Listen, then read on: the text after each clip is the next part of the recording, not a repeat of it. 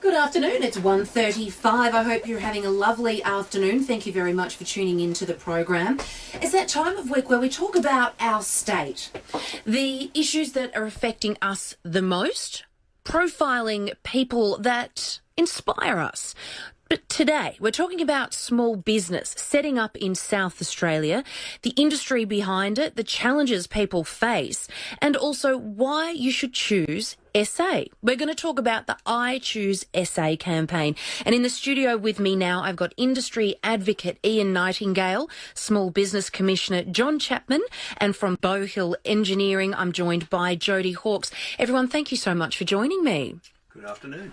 Good afternoon. Now, one of the big issues that we constantly hear on radio here at 5AA is, it's really expensive to start business here in South Australia. The power issues, the high payroll tax. Are these common complaints that all three of you hear? In terms of small business, there's a whole lot of complexities when starting a business, and generally payroll tax isn't one of them if you're starting a business, because that requires you to be employing quite a number of people before you move into that area. It is an issue for bigger businesses in terms of some of the key issues, and that's come out through Business SA's survey of their members. But payroll tax, energy costs are one issue, but really that affects the manufacturing areas. And we're looking at an economy that's changing very much at the moment with disruption. People are moving into other areas that aren't as energy intensive. We're also seeing some creativity in terms of energy storage and energy generation. And the government's recently announced a major program to store power and give South Australia confidence in terms of its power stability. And they're very important initiatives. Now, Ian, you are the industry advocate. Can you tell us how your role came about and what the industry advocate actually does?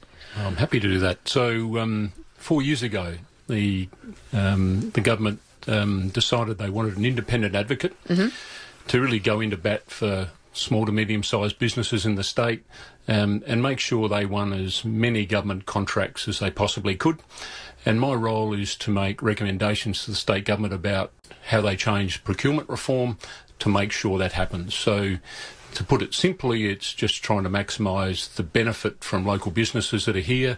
They employ South Australians, they use supply inputs from South Australia, and they invest in the state. So it's a great role. The role is in two parts. Is like any part of government, you have to have a policy, because that's the sort of the guide of what government agencies are required to do. And then my role runs a whole lot of proactive things, such as events like Meet the Buyer. We run supply to government workshops, which helps businesses, small, medium and large, understand what government buying's all about. But the point I wouldn't mind making is that the state government annually spends around $6.8 billion. So any lever it pushes or pulls in the economy has an amazing effect on the economy in South Australia. So we want to make sure, the government wants to make sure they maximise every dollar they can of that $6.9 billion.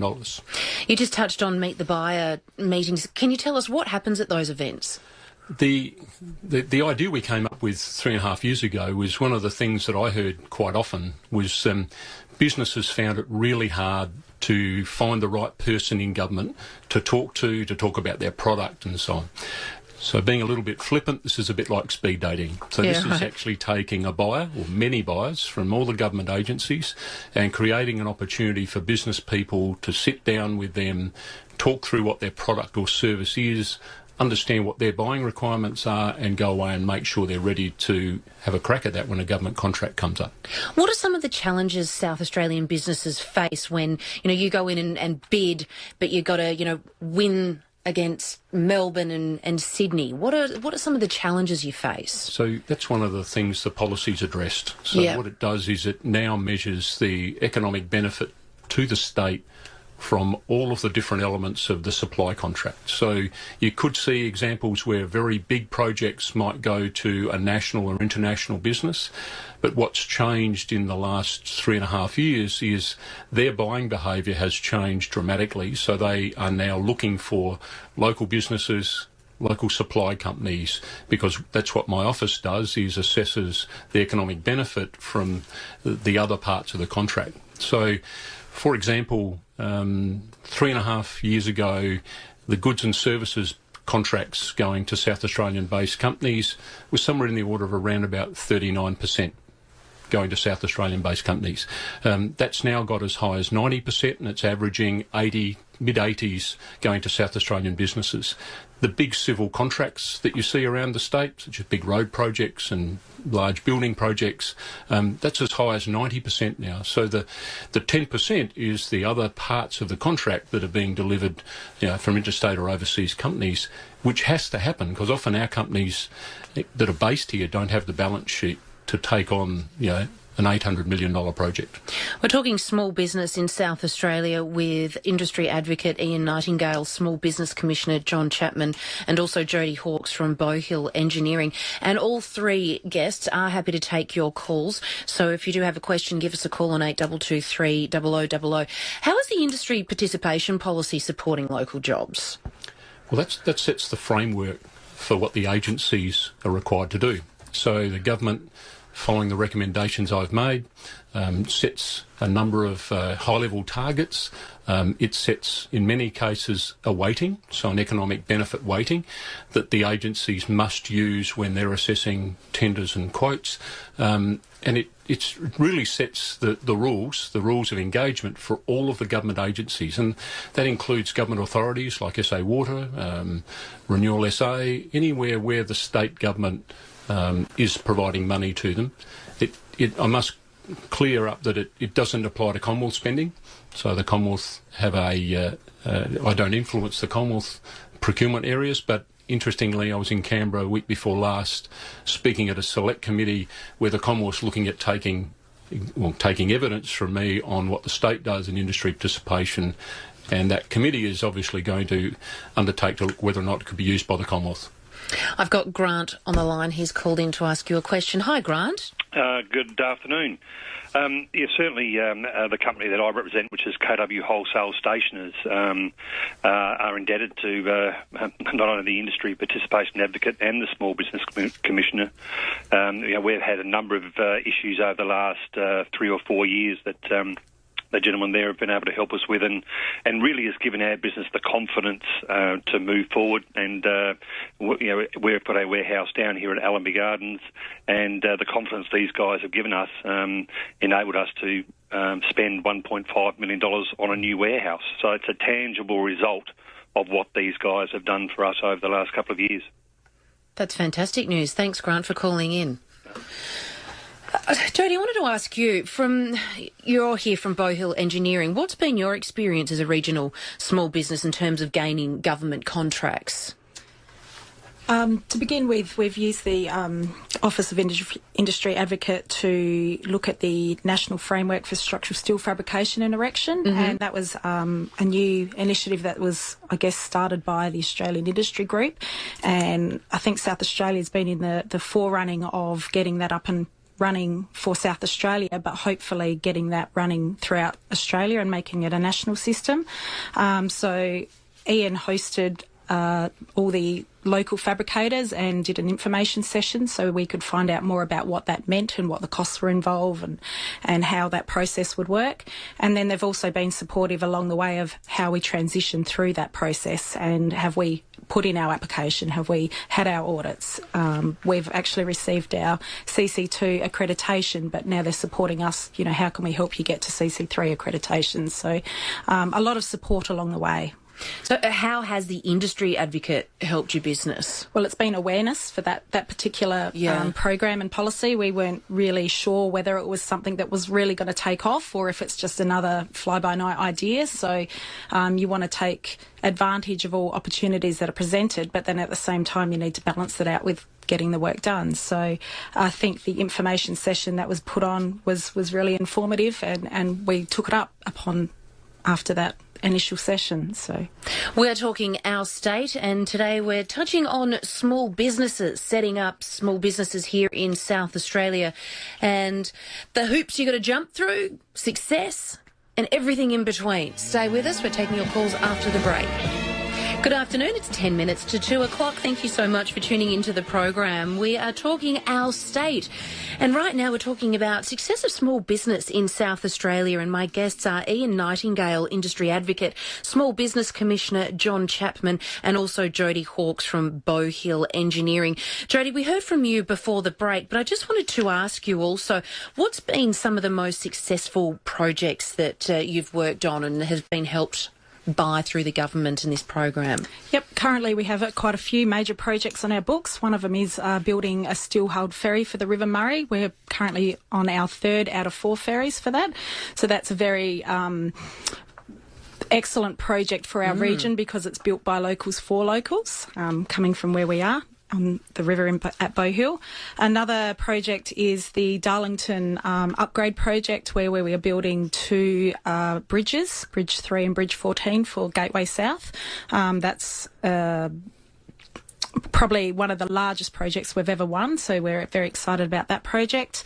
We've also built 5 pedestrian bridges for the Southern Expressway and 3 road bridges for the Southern Expressway, doing some defence work for Air 7000 at Edinburgh, building 7 buildings for there. So, yeah, lots of exciting and different projects on our books. John and Ian, we've got Matthew. He's calling in from Happy Valley, looking to start his own business. He might be in the right hands right here. Hello, Matthew. Thanks for calling in.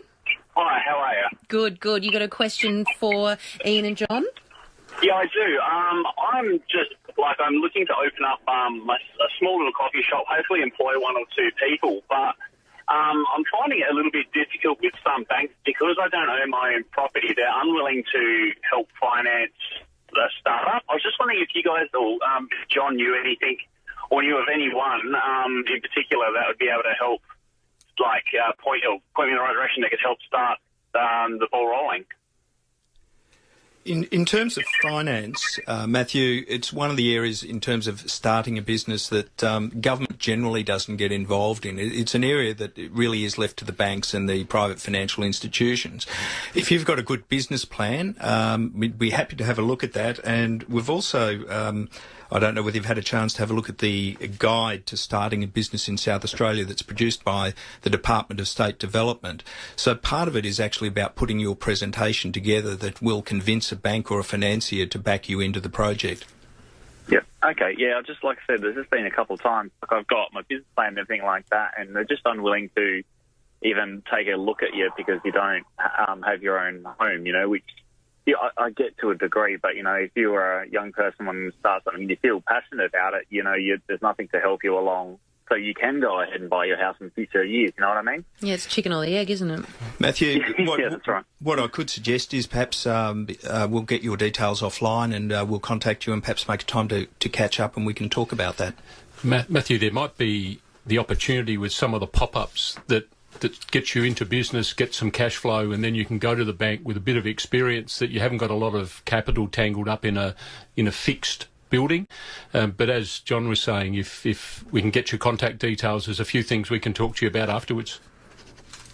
So, Matthew, just stay on the line there and Angie will get your details and the gentleman will contact you straight after. That's a really good idea, though. If you get involved with the pop-up, at least then you can go to the banks and say, well, hey, I've tried, I'm doing what I can, I'm enthusiastic and I'm getting off my butt and doing something about it. Now, John, I wanted to ask you, Commissioner for Small Business, what does that involve? What do you actually do? A lot of our work is dispute resolution, disputes between businesses, local government and indeed state government. We deal with about 3,500 inquiries a year and about 250 of those will go into formal cases and we'll work our way through that. We hear one side of the story, we'll go to the other party or parties as the case may be and sit down and try and understand where the dispute's arisen and what the possible resolution to that may be. It can be anywhere between there and there, 2 points, and it's not necessarily in the middle where the solution is found. We work with the parties, and at times, if necessary, we can have an informal mediation in our offices, or indeed we've got a panel of 7 qualified mediators that we can bring in to resolve disputes. We've also got a shop front at 99 Gawler Place to assist businesses. We've got a lot of information on the services that government provides to small business, and we're very happy for people to come in and browse through the material that's available, and also give us a call and we can provide information. We've got a very comprehensive brochure on retail and commercial leasing, which is also an area of responsibility for me. I'm responsible for that act. So we've got information that can assist people if they're looking at taking a lease for rental premises. The guide's a very good place to start for the do's and don'ts. So your role with small businesses is more than just dispute. I'm guessing your role is a lot broader than just that. Very broad role. I take it in terms of informing business on a range of issues. We run events from time to time. This year we'll run 32 events covering a wide range of areas. We've covered Return to Work SA, Safe Work, the retail and commercial lease area, digital disruption. Major changes are going on in the economy. So we're presenting for small business some of the issues that they need to consider. We run our BizLinks, which brings all arms of federal, state and local government together, the areas that are servicing business, and we run it as a 10-minute slot where each person from the various agencies talks about what they do to help small business. So a very broad role. I've also got a role in advocating to government in terms of change, where I think there could be change in areas that the government does have the power to intervene, and sometimes I win and sometimes I don't. But it's a very important role, so small business has a voice with government. Ian, I wanted to ask you about Brand South Australia. They're running I Choose SA campaign. I've seen it a lot. I've seen a lot of the advertisements. They look great, but what is it? Well, I Choose is the sort of thing that we're doing in my office, but making sure that the private sector understands that by buying from local providers, local suppliers, it benefits the economy. So what it's doing is it's a brand first. It's about empowering customers to understand whether it's a Spring Gully or a local brand we know about, make that choice and make the choice so you know why you're making that choice. Because whenever you choose South Australian businesses, just like we've heard from Jodie, you're helping those people that get jobs, new jobs for those people, and it just benefits our economy. How can they support it? If you're in business, then I'd suggest you contact Brand SA and make sure you can capitalise on their marketing and their branding, which you see in the advertiser and other forms of media. And then more importantly, talk about it. Talk about building the confidence in our state for the great businesses that we've got here, and use that I Choose identifier as knowing that that business is here, it's supporting you, it's often supporting our community in other ways through sponsorship, and buy their products. And it's as simple as going into the supermarket and choosing, a local Berenberg strawberry jam as opposed to, Cotties or something from overseas. We can all participate in this, can't we? Which is, what makes it so great. It is, that's for sure, and you can see the benefit. Yeah. You can actually see the benefit in our state. And it tastes better too. Now, Ian, can you tell us about the proposed legislation, the Industry Advocate Act 2017? Yes, that's a step the government's taken quite recently. One of the important things that I hear from business and all the time is the confidence and certainty that this policy's been able to make to their business. Yep. So if it becomes a piece of legislation, it becomes an act, then it'll commit the government and future governments to maintaining an industry participation policy. But more importantly, it will actually make the role that I'm in a statutory authority, giving me power to investigate whether those companies that make the commitments at tender that they're going to use local suppliers and local businesses, it'll make it possible for my role to investigate whether that's happening. And there's penalties if they don't provide me with that information, very similar to John's role as a Small Business Commissioner. So in summary, it commits the government to something that business has seen the advantage and the benefits from, and it gives the role some power and some teeth to actually investigate if those things aren't happening as they committed to when the tender was awarded. Now, if people are listening, and they want to get in touch or want to start a new business, are you holding some workshops coming up, or how can they get in touch with you? Well, certainly we are, and I wanted to make the point that we're often running Meet the Buyer events in regional South Australia. So we have one coming up on the 3rd of May in Upper Spencer Golf in Whyalla, and we run what we call supplying to government workshops, literally on demand. So as businesses indicate they have an interest, we'll run another one, but we run them in regional South Australia as well. Probably the easiest thing to do would be go to our website. If I can give you that, it's www.industryadvocate.sa.gov.au, or just ring my office. So it's 8226 8956. Thank you, everybody. Ian, John and Jodie, thank you for your time.